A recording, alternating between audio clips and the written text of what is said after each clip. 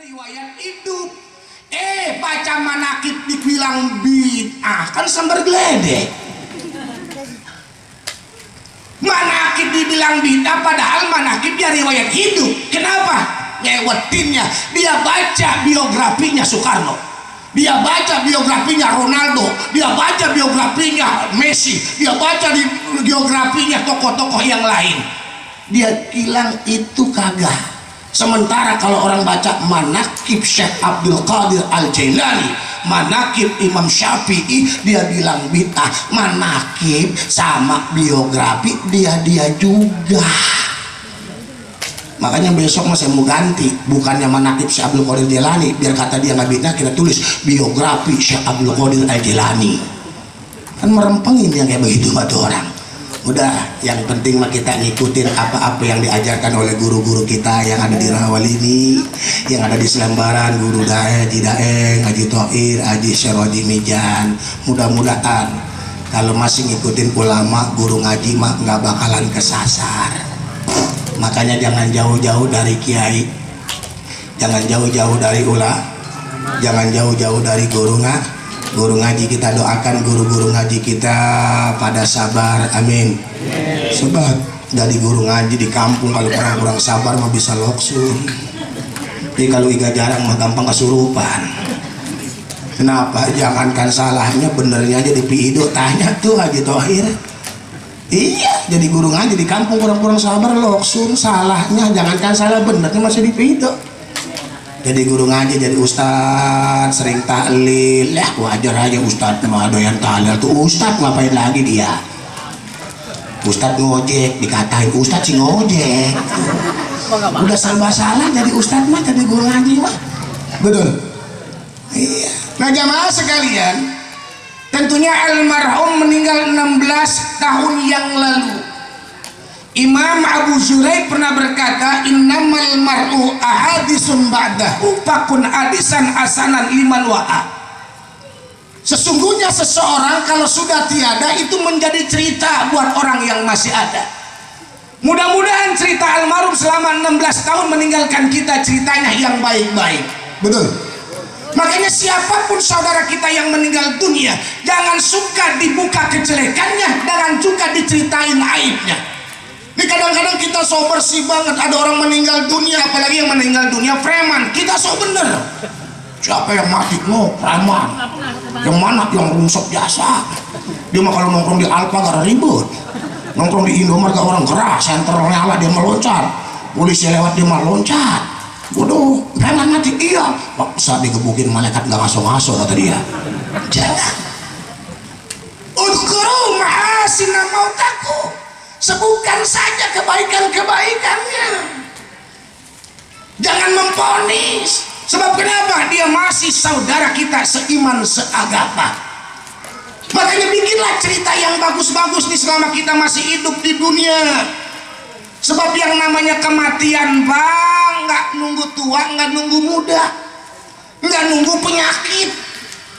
Ada anak muda naik motor ninja, cuprat tabrakan, Pak, pakai helm SLI, subhanallah, kencang naik motornya 140 kilo per meter, bangun lagi jatuh nggak apa-apa. Aki-aki naik sepeda ontel pagi-pagi mana pelan-pelan, wit mati. Padahal pelan-pelan banget, habis nggak sabaran mobil truk Agung Sedayu nyelip bisa bareng sama dia, ketabrak mati. Uje meninggal dunia cuma kebentur kepalanya Pak, mati. Kan ada kepala yang kebentur mati, ada kepala yang kebentur hidup, ada ya, ada kan Bang ya, ada nggak? Iya ada kepala yang kebentur mati, ada kepala yang kebentur hidup. Tuh,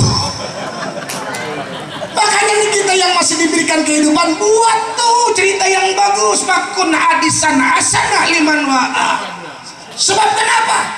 Sebab kata Rasul, al-abdul mu'min yastarihu min nasobid dunia. Kalau orang meninggal dunia dia beriman beramal soleh, maka dia istirahat dari segala urusan dunia. Nih almarhum udah istirahat dari urusan dunia, nggak mikirin lockdown, nggak mikirin PPKM. Tahu PPKM? Tahu? pelan-pelan kita mati. Saking takut mati kemarin pada pakai masker. Saya masih pakai masker, ceramah pakai masker dikatain. Ustaz sih takut mati. Engkrek. Mati mah takdir Allah. Ustaz sih ceramah takut mati. Waduh, hebat bener ngomongnya. Ini almarhum 16 tahun yang lalu memang sudah meninggal dunia, udah takdir. Kita tahu takdir dari mana? Karena kita tahu itu takdir kalau sudah terjadi. Kalau belum terjadi kita mana tahu. Saya bukan ustadz pemerintah, bukan. Saya bukan ustadz partai, bukan. Cuma kadang-kadang kan kita suka ngomong, lah takdir itu mah takdir. Kita tahu takdir kalau itu sudah terjadi. Maka ayo ikhtiar, ayo tawakal, ayo. Salahnya kita kadang-kadang ikhtiar sama tawakal dipisah. Dalam ajaran Ahlussunnah wal Jamaah ikhtiar sama tawakal mah berbarengan. Maka dimulai sesuatu kita diajarkan bismillahi tawakkaltu 'ala Allah la haula wala quwata illa billah. Ini mah dipisah. Kita kadang-kadang mencari sungsang sundel, nggak dapat duit, siang banting tulang, malam banting bini, baru udah ngomong. Ya aku saya udah, gue mah terserah lu aja, terserah lu kata dia. Oleh itu mah pecundang ya. Social distancing bagian ikhtiar, pakai masker bagian ikhtiar, cuci tangan juga bagian ikhtiar. Tapi ingat, bukan corona yang menyebabkan kematian. Walau kuntum fi burujim musyayyada, meskipun berada di tembok yang tinggi kokoh, tetap ijro ilmu tembus tibang masker di bubur lo. Mudah-mudahan kalaupun kita meninggal dunia, meninggalnya dalam keadaan husnul khotimah. Mau meninggal husnul khotimah? Nih mati sekarang insya Allah husnul khotimah. Nah, iya, habis baca maulid, habis baca tahlil dipimpin oleh guru kita, subhanallah, insya Allah. Jadi orang selalu meninggal dunia itu istirahat. Kalau orang-orang beriman beramal soleh dari istirahat urusan dunia. Tapi wal abdul fadil, hamba yang selalu berbuat maksiat, bukan dia yang istirahat, tapi yastarihu minhul ibad wal bilad was sajar wad dawab. Yang istirahat bukan dirinya, tapi yang istirahat lingkungan dari kenakalannya. Pohon istirahat dari lelaguannya, binatang istirahat dari keburukannya. Maka kalau orang rungsek meninggal dunia, kuyuk juga girang, kuyuk. Kata kuyuk, mendingan dah dia mati, emak telur gua utuh di petarangan. Girang tuh. Kata ayam, iya pas dia udah mati mah gua tibra tidur di pohon jambu. Waktu dia masih hidup mah gua dioyak-oyak terus, bulu gua gak pada rontok. Tuh, maka pakun hadisan asanan liman wa bikin cerita yang baik-baik dalam kehidupan ini. Kenapa? Karena kita bukan baru kali ini saja menghadiri acara-acara tahlil. Namun kenyataannya kita selalu lupa terhadap kematian. Yang jadi permasalahan, kenapa kita lupa terhadap kematian? Faktor utama karena kita terlalu hubbud dunia, cinta sama dunia. Orang kalau udah urusannya cinta sama dunia, otaknya cuma duit, duit, duit. Lah jujur nih Pak, pikiran kita banyakan mana? Mikirin ibadah apa mikirin gegares? Mikirin gegares. Pagi baru makan nasi uduk doang sama bihun balabala. Udah johor, udah nanyain lagi makan apa ntar. Padahal abis makan uduk.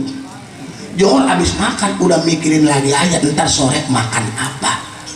Coba giliran sholat, abis sholat johor nggak denger adzan di mushola al muhajirin, dia sesambatan, ya gila udah adzan lagi aja. Aku gue baru gak sholat doang, gimana gak denger adzan lagi aja. Aku sholat johor jam 3 kurang 5.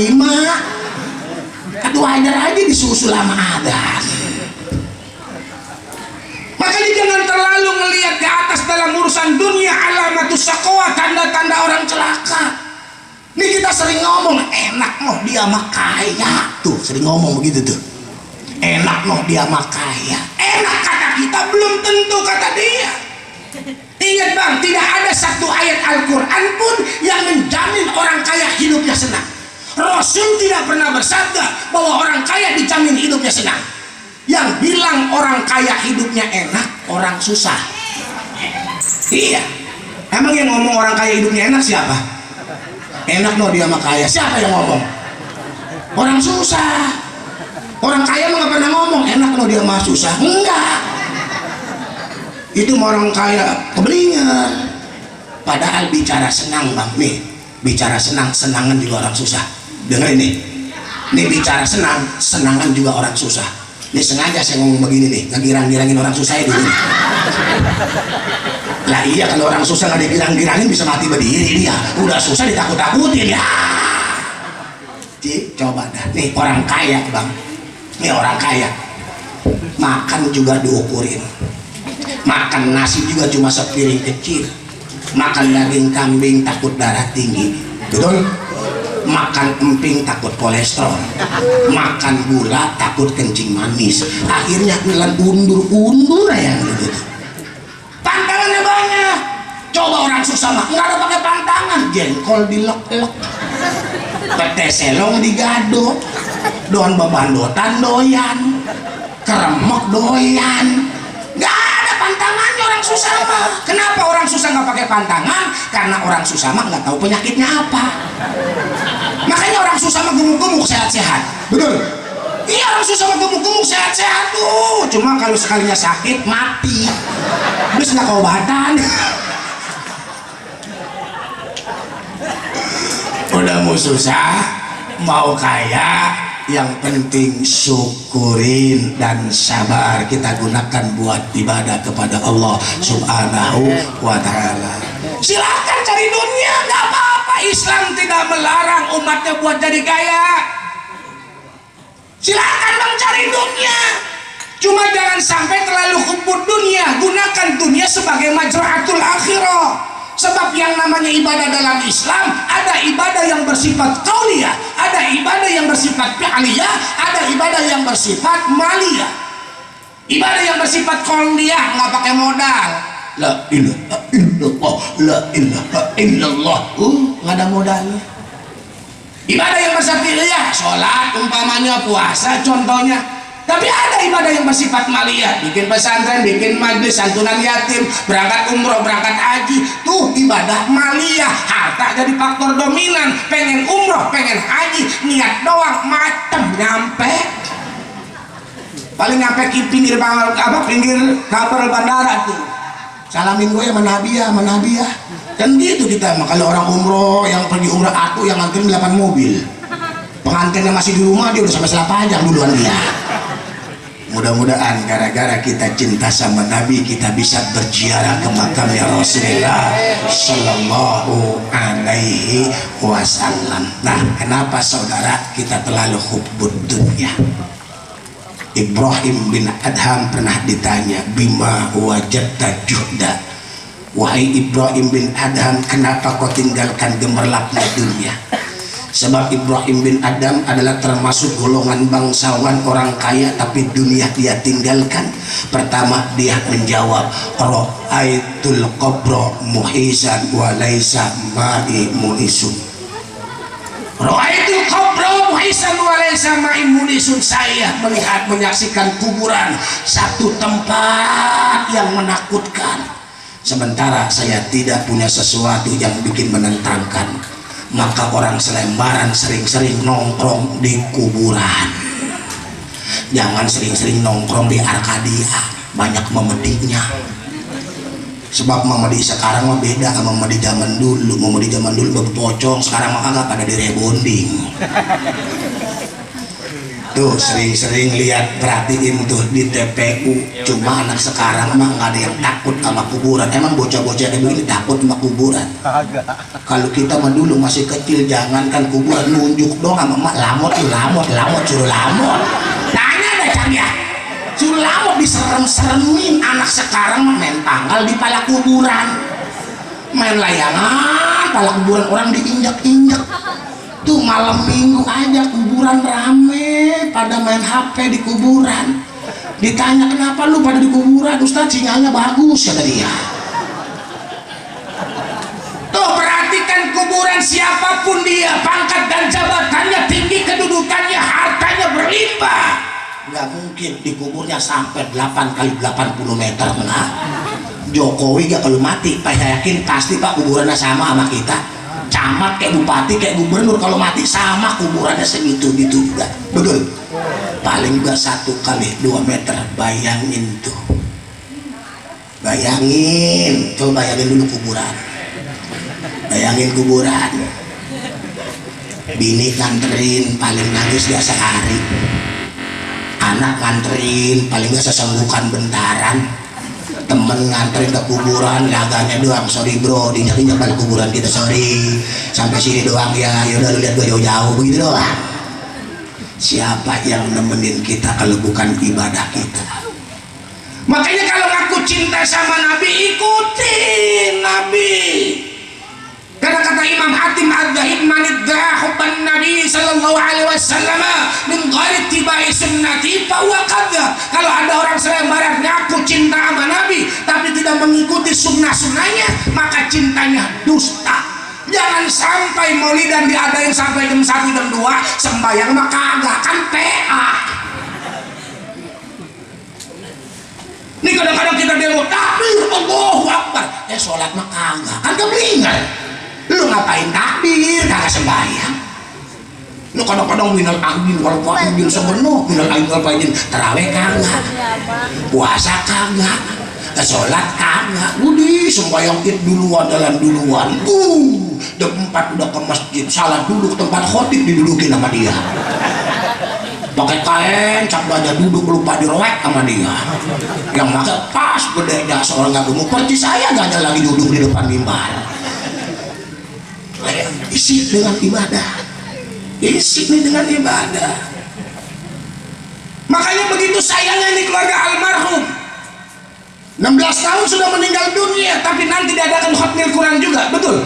Subhanallah, anak-anaknya termasuk birrul walidain. Tuh cinta sama orang tua begitu modelnya. Bukan cinta sama orang tua kita salah kaprah. Gua mah sayang banget sama bapak gua. Emang kenapa? Kuburannya gua kerame. Kagak ngaruh. Sayang sama orang tua bukan kuburannya dikerame.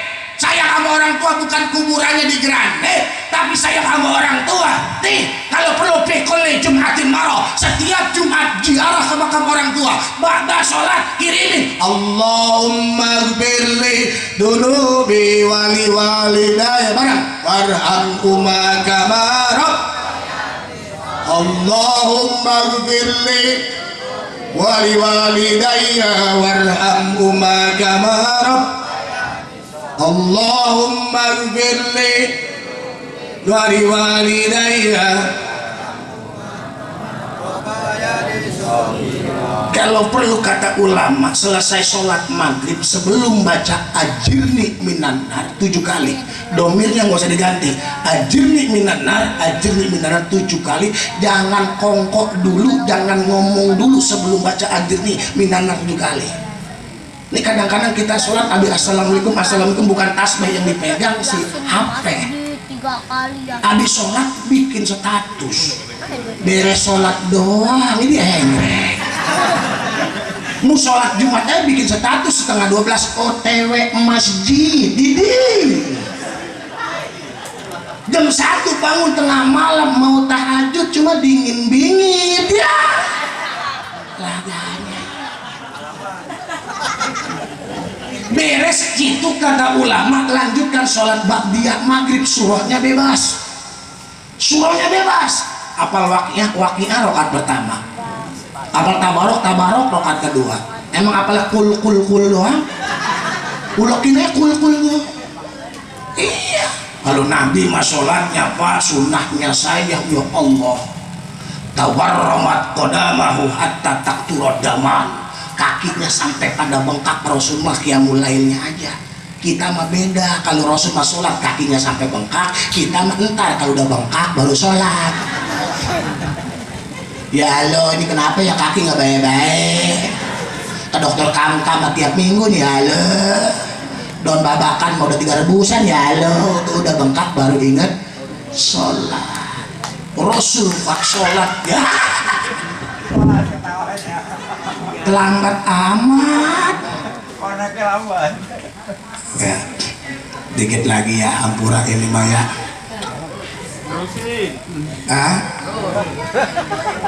Dikit lagi deh kita pagi lenong kali tuh. Rasul mah sholat sunnahnya pernah diikuti oleh Huzaifah al-Yamani sama Ibnu Mas'ud radhiyallahu anhu. Beliau nanya kepada Sayyidah Aisyah, wahai Aisyah, gimana sifat sholat Rasul? Kata Sayyidah Aisyah, jangan ditanya bagaimana khusyuknya dan panjangnya sholat Rasul kalau sendirian. Diikuti sama Huzaifah al-Yamani dan Ibnu Mas'ud saudara. Ternyata Rasul qiyamul lailnya saja beres baca suratul Fatihah, Rasul lanjutkan dengan surah Al-Baqarah. Bayangin, tahu surah Al-Baqarah yang alif lam mim dapat 100 ayat. Kata Huzaifah dalam hati, ini mah ruku kali, enggak ruku juga. Rasul lanjutkan sampai 286 ayat.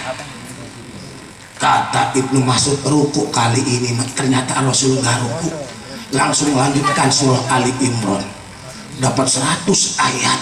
Kata Huzaifah, ruku kali ini benar-benar keder, ternyata enggak ruku juga. Rasul lanjutkan tuntas surah Ali Imran. Kata Ibnu Mas'ud, ruku kali ini meruku, kagak juga. Rasul lanjutkan dengan surah An-Nisa 179 ayat. Ternyata Allahu Akbar, Rasul yang sudah dijamin masuk surga, ibadahnya jangankan wajibnya, qiyamul lailnya, sunnahnya 1 rakaat 4 juz 5 halaman. Allah, Rasul sama orang selembaran, tumplak lupa beres. Kita mah sholat kalau lama entar, kalau udah deler baru lama dah tuh. Jadi kalau ngaku cinta sama Nabi, ikuti. Beres sholat badiah maghrib, kata ulama, kalau sayang sama orang tua, cinta sama orang tua, peduli sama orang tua, kirimin tuh orang tua kita pahala. Orang tua kita emang udah nggak sholat, memang udah nggak ngaji, tapi masih bisa dapat transferan pahala dari anak-anaknya yang masih hidup.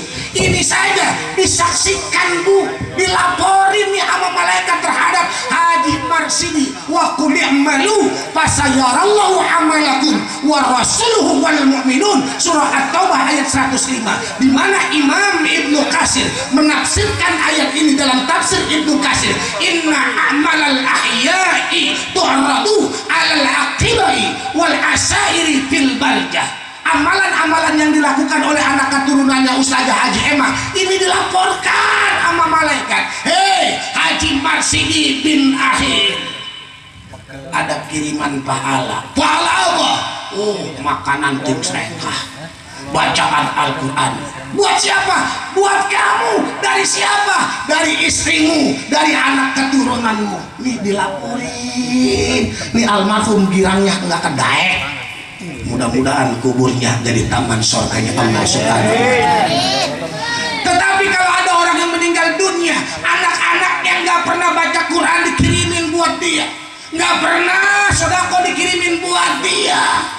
Ini almarhum Pak Cendeluk, Cendeluk dalam satu riwayat, orang-orang yang sudah meninggal dunia berdoa, Allahumma alhimhum ayyamalu bi ta'atik. Ya Allah, berikanlah ilham kepada keluarga saya, berikan petunjuk kepada anak keturunan saya supaya mereka mau berbuat taat kepadamu.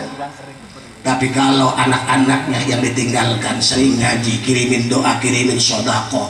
Dalam hadis yang ada di dalam kitab Musnad Al-Firdaus, ummati ummatun marhumah tadkhulu abwa'a bi dunubiha wa qad ma'atu junubuha bil istighfaril mu'minina laha. Kata Rasul, umatku umat yang penuh kasih sayang. Nanti tetap dilanjutkan, ditambah muidhu hasanah dari guru kita. Lebih kurangnya mohon maaf. Adanallah wa yakum ajma'in. Assalamualaikum warahmatullahi wabarakatuh.